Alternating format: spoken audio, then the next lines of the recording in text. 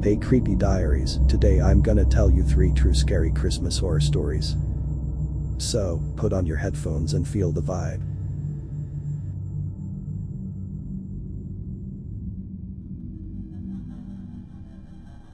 It was Christmas Eve of 2021, and I, a 31-year-old woman, and my brother Lucas, 22, were living together in a city about 2 hours away from our hometown. Our parents still lived there. To maintain our privacy, I will use the pseudonyms Emma for myself and Lucas for my brother. Our mother's birthday is on Christmas Day, so we traditionally celebrate her birthday on Christmas Eve. However, now that both Lucas and I hold managerial positions, it's harder to get time off to travel. Fortunately, that year, we managed to organize ourselves to return home on Christmas Eve. We arrived home around 5 p.m. and held a small birthday celebration for our mother with cake and presents. Just the 4 of us, me, Lucas, and our parents. Later, we decided to watch Christmas movies. My father has a habit of falling asleep easily, and that night was no different. Lucas and my mother were chatting on another sofa, and I was distracted by my phone when we heard a loud knock at the door. It was almost 9 p.m., and we weren't expecting anyone. The front door has a frosted glass window, which allows light in, but obstructs a clear view from outside. I was on the couch in front of the door. I could make out a silhouette outside, and I was immediately filled with a sense of fear. I woke up my father, and he answered the door, bypassing the house's security system that would allow communication through the doorbell camera. The man at the door, apparently in his 60s, was incessantly repeating, "She's here. I need to see her." He mentioned a name, which for this story we'll call Clara. "Clara lives here. She has my medications." "I need my medications," he said. My father responded, "No, Clara lives here. You're mistaken." Feeling an urge to help, I joined my father at the door. Lucas and my mother also stood up, and we all tried to convince the man of his mistake. Then, unexpectedly, he attempted to force his way in, nearly toppling my father in what felt like slow motion. I helped my father stand as he, Lucas, and my mother tried to shut the door. The man refused to let go of the door, fighting against all of us. Lucas began to hit the man's hand to make him let go, and it took a few strikes before he relented. We quickly closed and locked the door. The stranger began to bang on the door so forcefully it seemed he was trying to break it, all the while shouting for Clara. I called the police, and my mother looked for something to defend us with. Since we always lived in the city and my parents never had guns, the best she found was a large, sturdy rolling pin. We watched a man through our security camera panel, pacing back and forth from his car to our door. While waiting the 15 minutes for the police to arrive, the man walked around the front of the house, seemingly looking for another way in, but luckily, my parents' house is surrounded by a privacy fence. At one point, he appeared with a bag, which seemed odd. When the police arrived, they talked with the man. He repeated his story about Clara and the medications. One officer approached our door while the other spoke with the man near his truck. We explained the situation to the officer, and my father also mentioned that they had lived there for over 10 years without ever hearing of Clara. We then learned that Clara was my parents' new neighbor, who had moved in less than a month ago. The man was her ex-husband, and they were still assisting each other with certain things, including Clara picking up his medications. She had already given him the medicine while he was banging on our door, but for some reason, he continued to bother us. The police took our information and allowed the man to leave, under the condition that he wouldn't return, which he agreed to. We never found out what his mental state was, and the police never got back to us. This incident has forever changed our Christmas Eve, and I'm grateful that Lucas and I had come home a day earlier. If we hadn't, I don't know what would have happened if our parents were alone. So, take care this holiday season, and always check who is at the door before opening it. Whether through the peephole or the doorbell camera, it's better not to take any risks.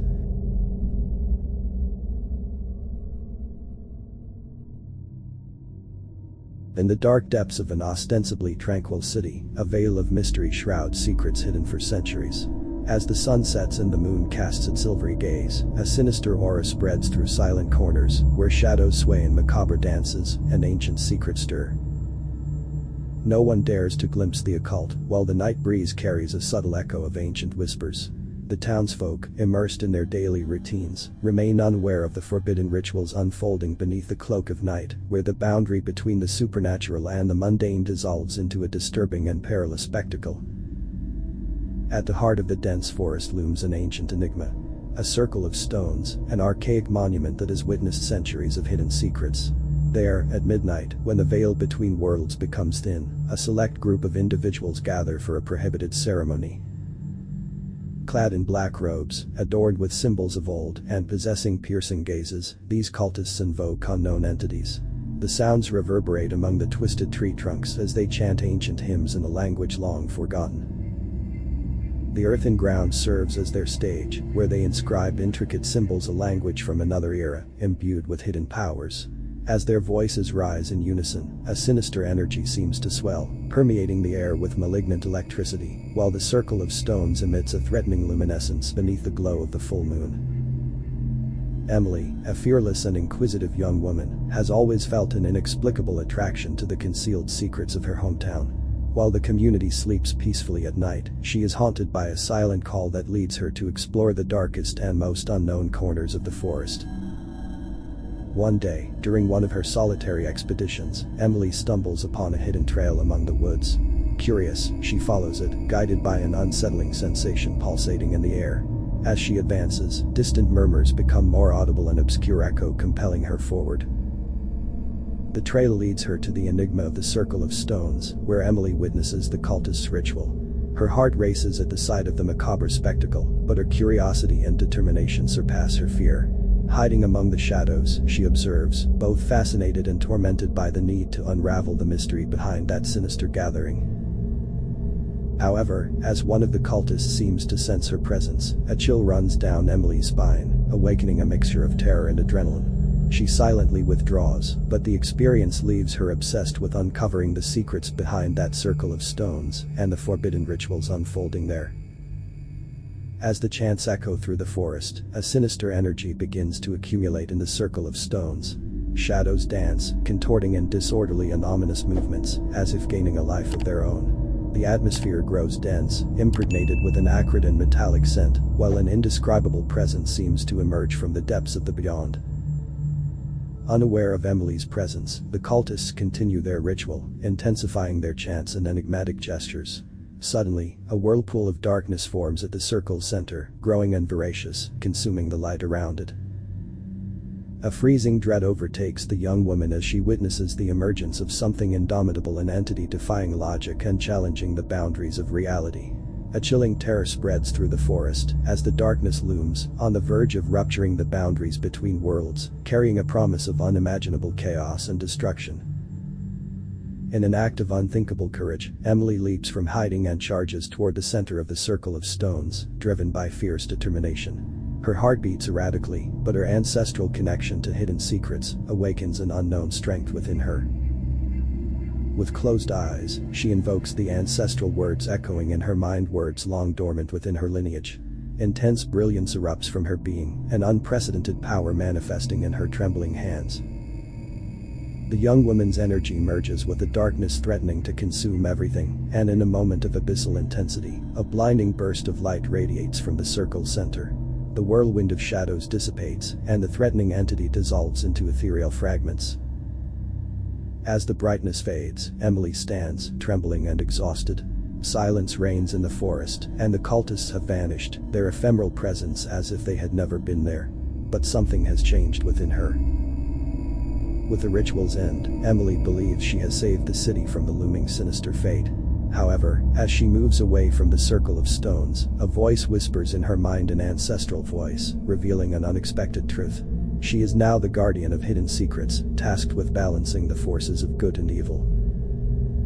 Emily realizes her journey has only just begun. She must learn to control her newfound powers and protect the city not only from external dangers, but also from the darkness now dwelling within her. Her life transforms into an eternal battle between light and shadows, a responsibility she never imagined carrying.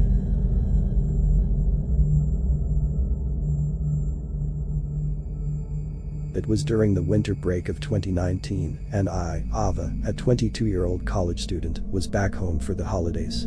For a bit of background, I had just returned from picking up my younger siblings, Ethan and Lily, from their elementary school.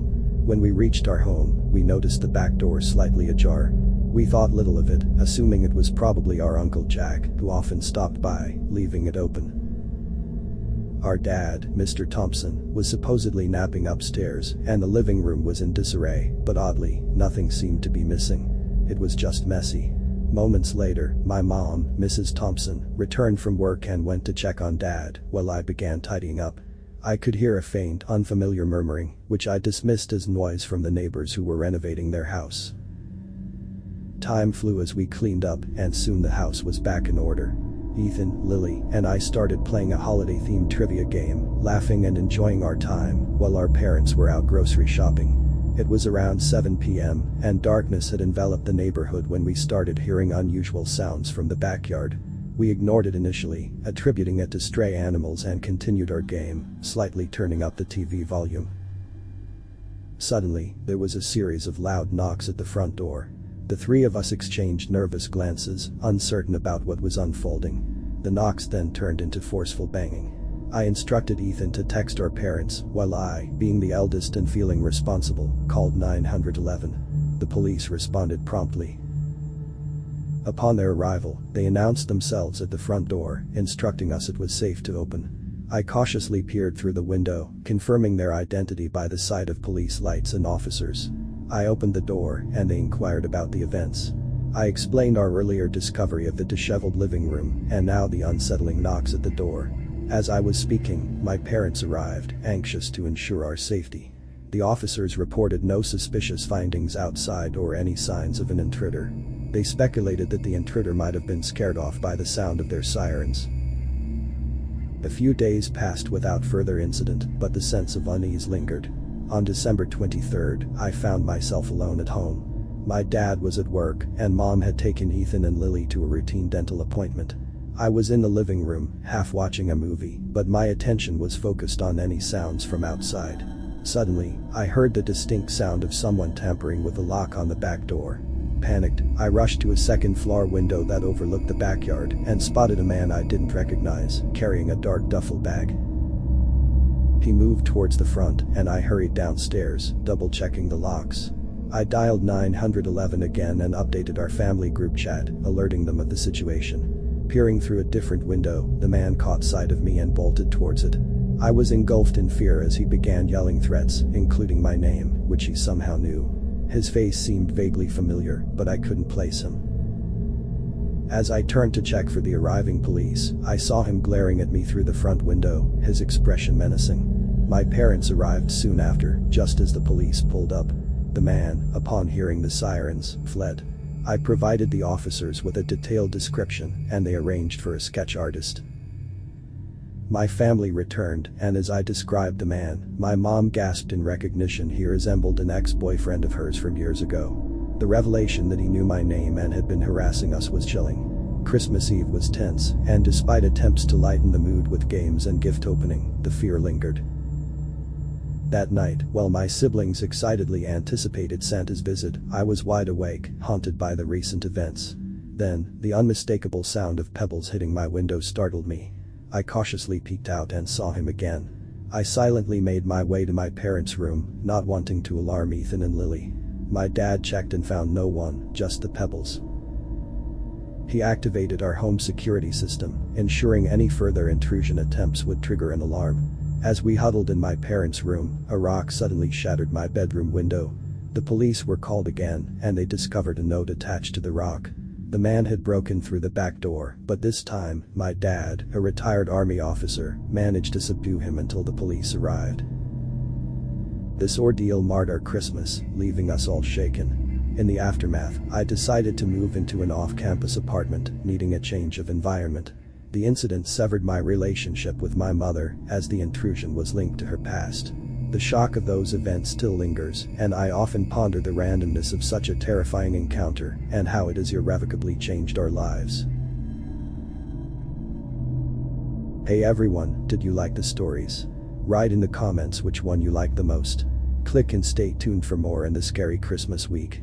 We've got 2 more videos coming up. See you later.